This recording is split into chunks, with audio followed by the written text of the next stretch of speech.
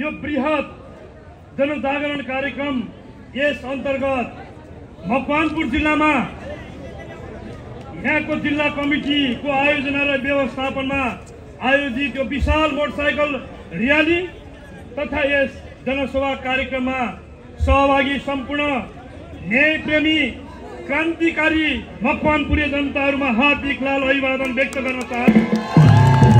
यो महत्त्वपूर्ण कार्यक्रमका आदरणीय अध्यक्षज्यू, मञ्च आसीन सम्पूर्ण आदरणीय प्रमुख अतिथि सहित सम्पूर्ण नेता कमलहरू, सहभागी सम्पूर्ण आदरणीय नेकपा एमालेका विभिन्न जिम्मेवारीमा रहनुभएका आदरणीय कमलहरू, सँगसँगै नेकपा एमालेलाई माया गर्नुहुने साथसाथै लोकतन्त्रलाई माया गर्नुहुने, यो देशको स्वाधीनता खतरामा परिरहेको बेलामा देशको रक्षाका लागि उभिनुभएका तपाईँ सम्पूर्ण कमलहरू, हामी यति बेला असाध्यै अप्ठ्यारो र विशिष्ट परिस्थितिमा छौँ। नेपालको राजनीति असामान्य परिस्थितिबाट अगाडि बढिरहेको छ। त्यसको अवस्थामा आजकै मितिमा यति नै बेला यो देशका झन्डै 15 लाख भन्दा बढी जनताहरू एकै पटक सडकमा आउनु भएको छ। एकै पटक सडक मार्फत असंवैधानिक अलोकतान्त्रिक क्रियाकलापहरूको विरुद्धमा सडक मार्फत खबरदारी गरिनु भएको छ। हामी आज मकवानपुरमा त्यो गरिरहेका छौँ। असामान्य परिस्थिति निर्माण भइरहँदाखेरि हामी सबैले बुझेका छौँ, देखेका छौँ, भोगिरहेका छौँ कि नेकपा एमालेमाथि चौतर्फी यसै बीचमा घेराबन्दी सिर्जना भइरहेको छ। नेकपा एमालेमाथि सामूहिक ढङ्गबाट कयौं कोणबाट प्रतिक्रियावादी शक्तिहरूले समेत एमालेलाई निशाना र प्रहार गरिरहेको छ।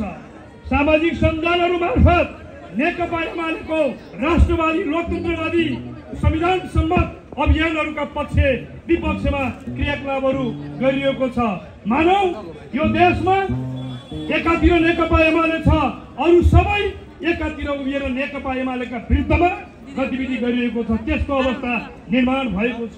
म कमलहरूलाई भन्न चाहन्छु, नेकपा एमाले एक्लै परोस्, एक्लै किन्न परोस्, तर सामाजिक सञ्जालहरू मार्फत नेकपा एमाले जतिसुकै घेराबन्दी गरोस्, हाम्रा नेतृत्वमाथि जतिसुकै लान्छना लगाओस्, नेकपा एमाले डराउँदैन। नेकपा एमाले जतिसुकै अप्ठ्यारोको बिचमा, जतिसुकै प्रहारको निशानाका बिचमा रहे पनि रहनु परे पनि, एक्लै जस्तो देखिए पनि लोकतन्त्रको झण्डा उठाउन एमालेले छोड्दैन।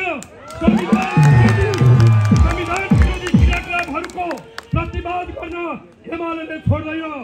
स्वाधीनताको विरुद्धमा नेकपा एमालेले कुनै सम्झौता गर्दैन। यो मुलुकको सार्वभौमिकता, यो मुलुकको भौगोलिक अखण्डता विरुद्धमा जतिसुकै एमालेलाई एक्लो बनाए पनि सती साझै उभिएर यो देशको स्वाधीनता जोगाउन, यो मुलुकमा वैदेशिक हस्तक्षेपको विरोध गर्न एमाले घरमा टुकुर लगाएर कोठाभित्र लुकेर बस्दैन। एमाले मैदानमा उभिन्छ। त्यसै कारण आज हामी सडक मैदानमा छौँ।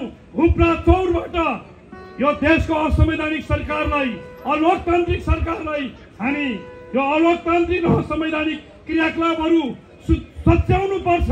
त्यो कुरा हामी यहाँबाट भनिरहेका छौँ, त्यो यहाँबाट माग गरिरहेका छौँ। अन्त्यमा आदरणीय सम्पूर्ण न्यायप्रेमी जनसमुदायहरू, अहिलेको मुलुकको यो समग्र राजनीतिक परिस्थितिको यसको निकासका लागि नेकपा एमालेले एउटा निर्णय गरेको छ, संसदको पुनर्स्थापना। यो संसदको पुनर्स्थापना भनेको जेनजी युवा पुस्ताहरूले उठाएको सुशासनको माग पूरा गर्नका लागि हो। जेनजी युवा पुस्ताहरूले उठाएको भ्रष्टाचारलाई अन्त्य गर्ने कुरा उठाएको हो। हामीले त्यसकारण यो कुरा भनेका छौँ। संसदको पुनर्स्थापना 2-2.5 वर्ष यो संसदको कार्यकाल छ, त्यसका लागि होइन। हामीले देश अलोकतान्त्रिक असंवैधानिक पथमा अवैध सरकार मार्फत आज देश चलिरहेको छ। त्यसकारण संवैधानिक लीगमा ल्याउन, लोकतान्त्रिक लीगमा ल्याउन संसद पुनर्स्थापित संसद मार्फत अन्तरिम राष्ट्रिय सरकार संसदबाटै बाहिर सरकार बनाउँछौँ, जहाँ हामी जेनजी युवा पुस्ताहरूलाई पनि त्यो सरकारमा साथमा राखेर कानुनी कयौं प्रबन्धहरू सुधार मार्फत यो देशलाई एउटा लोकतान्त्रिक संवैधानिक मार्ग सहित हामी अर्ली इलेक्सनमा जान्छौँ। फागुन 21 कै मिति हुन सक्छ, तर देशमा वैधानिक सरकारले मात्रै निर्वाचन गर्न सक्छ। वैधानिक सरकारले मात्रै यो मुलुकलाई लोकतान्त्रिक र संवैधानिक ट्र्याकबाट अगाडि बढाउन सक्छ। त्यसकारण एमाले यो विषय राखेको छ। कमरेडलाई भन्न चाहन्छु, हामी यो कुरा गर्दै गर्दा हामीलाई केही लान्छनाहरू लगाइएको छ। एमालेका नेताहरू भ्रष्ट छन्, भ्रष्ट थिए भनिएको छ। यही हुप्रा चौरबाट हजारौं न्यायप्रेमी जनसमुदायलाई साथी राखेर भन्न चाहन्छौँ, यदि भ्रष्ट सुशासनको पक्षमा यो सरकारले काम गर्ने हो भने, यदि एमालेका नेताहरू जोडेका भ्रष्टाचारका धेरै कामहरू छ भन्ने तिनीहरूलाई लागेको छ भने हामी ठुलो स्वरमा भन्न चाहन्छौँ, दोहोऱ्याएर भन्न चाहन्छौँ, त्यो भ्रष्टाचारसँग सम्बन्धित विषय नेकपा एमालेका नेता जोडेका मुद्दा के हुन्, विषय के हुन्, त्यहाँबाट छानबिनको प्रक्रिया अगाडि बढाइयोस्। हुप्रा चौरबाट यो माग गर्न चाहन्छु। तर अनुसन्धान व्यक्तिको मुखबाट घोषणा गरेर होइन, संवैधानिक प्रबन्ध बमोजिम, नेपालको कानुन बमोजिम, संविधान बमोजिम हुनुपर्छ, हामी प्रश्न शब्दमा भन्न चाहन्छु। त्यसकारण यो महत्त्वपूर्ण र्याली, महत्त्वपूर्ण सभामा यहाँको जुन उत्साहजनक सहभागिता छ, यसले लोकतन्त्र विरोधी शक्तिहरू दुला पसेका छन्, संविधान विरोधी शक्तिहरू दुला पसेका छन्।